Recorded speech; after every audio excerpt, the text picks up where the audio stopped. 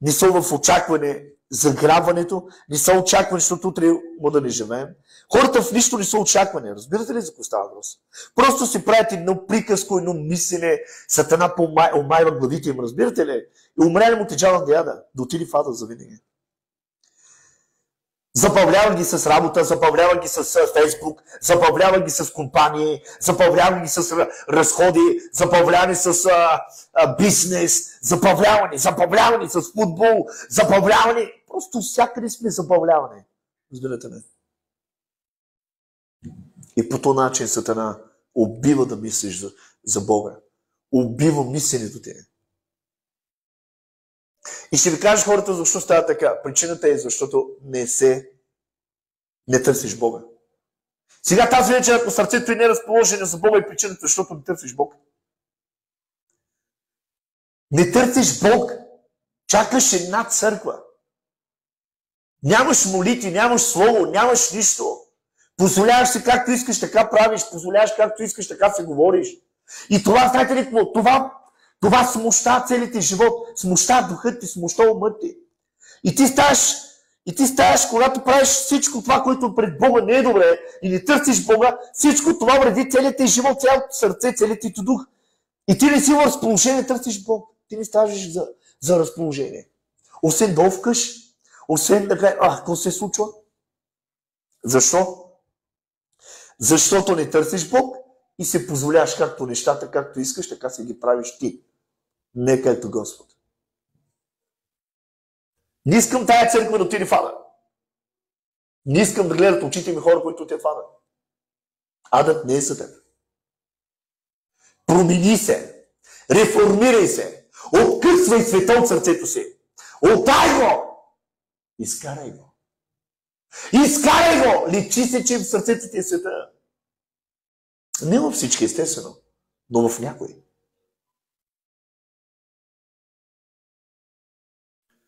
Изкарай чуждата жена от сърцето. Изкарай мамона от сърцето. Изкарай света, суетата. Това няма те приближи до Бога. Ще бъдеш си християнин 50 години, но пак не отиш в небето. Ще отиш в ада за винаги. Ако искай, отивай 50 години, пак отиш в ада, приятелю.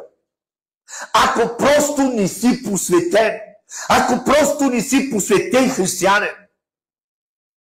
ако просто нямаш целта е Христос, ако сърцето ти не трепери за Бога и ако първо място не е в сърцето ти Бога, а първо място парите, жената, детето, бизнес, света, футбол, суета, греха, отиш в ада за винаги.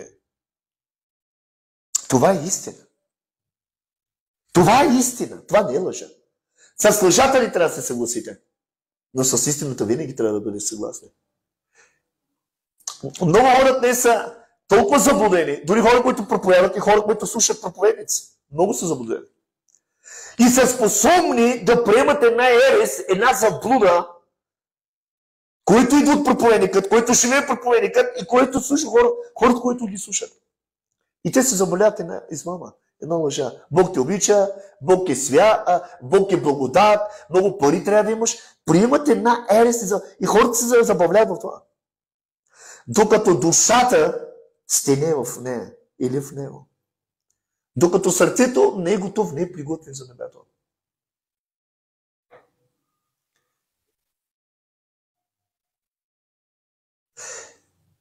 Човек, когато е много предаден на Бог, човек, когато е много близо с Бог, знаете ли, той не мирише на света. Лицето му дори блести, къде ви го разправя? И това е човек, който общува с Бога. Това е човек, който търси Бога. Не губи време! Бог ти дава време. Бог ти дава време! Не да си го използваш за себе си. Той ти време дай така, промени се. Реформирай се. Знам, че тя е мръсна църква на това мръсно поколение няма да иска това слово. Слово на промяна, слово на изобличение и слово на покаяние. Тая мръсна църква на това поколение, говоря като общо, ще искат повече за пари да чуват, за бизнес, за помазание. Но няма да иска да чуят покаяние. А това е последната и надежда. Това е последният шанс тя да се покае. Тя да се реформира. Това е последният шанс. Покаянието и реформирането. Това е последният шанс на тая църква. Защото тая църква в това поколение живее в мърсотия, греха, нечестие, себролюбие. Говори за християни. Не говори за света. За християни говори. Тя не се пълна с пари, света. Христос няма го повече в тях. 90%. Не всички. Не всички. Има някои, които обичат Бога. И той се личи. Той се личи. Проповедите им. Той се личи в живота им. Той се личи в задържанията им. Той се личи. Последната надежда на тая църква не е пари, не помазание, не бизнес. Последната надежда на тая църква по целия свят.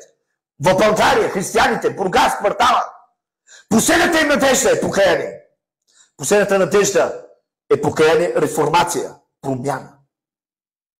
Нямат нужда от някакво човешко забавление.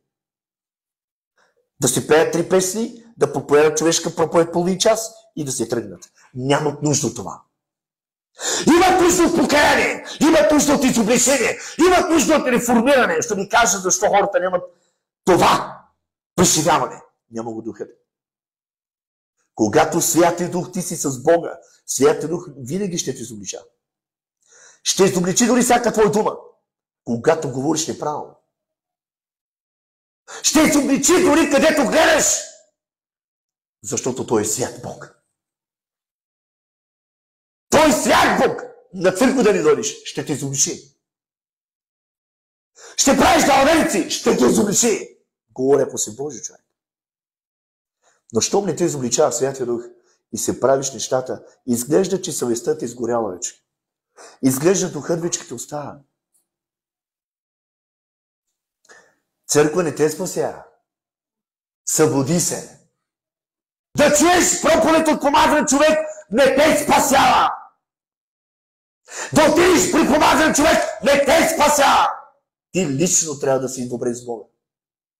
Лично ти трябва да имаш с небето. Лично ти трябва да имаш взаимоотношение с небето. Лично. Аз не искам да позная Бога чрез някой. Само грешниците опитват това. Чухте ли, ко казах? Аз не искам да позная Бога чрез някой. Само грешниците искат това. Аз искам да позная Бога лично. Евреите са били грешни, нечестиви, в пустинята непокорни, горделиви и казаха, не, Господи, ти не говори на нас. Нека Моисей говори за нас. Грешниците това искат.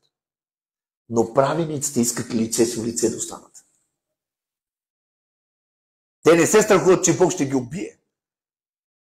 Не, праведниците не. Само грешниците мислят, че Бог ще ги убие. И казват, говори ли че с някой. Лично не искат. Защото знаят греха си. Знаят живота си. Знаят какво ще се случи в живота им. Винаги бъди в очакване. Утре мога да не живееш. Брат Бачо ти казва това. Тази вечер мога да не живееш. След 3 часа не е гарант дали ще живееш. Брат Бачо ти го казва.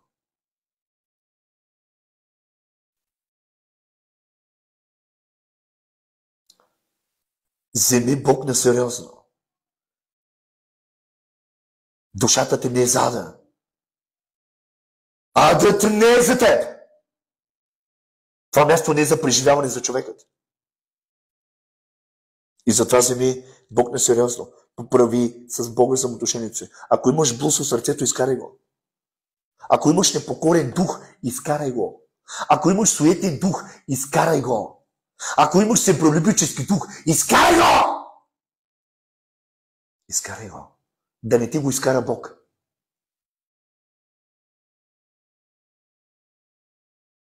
Да не ти го изкара Бог.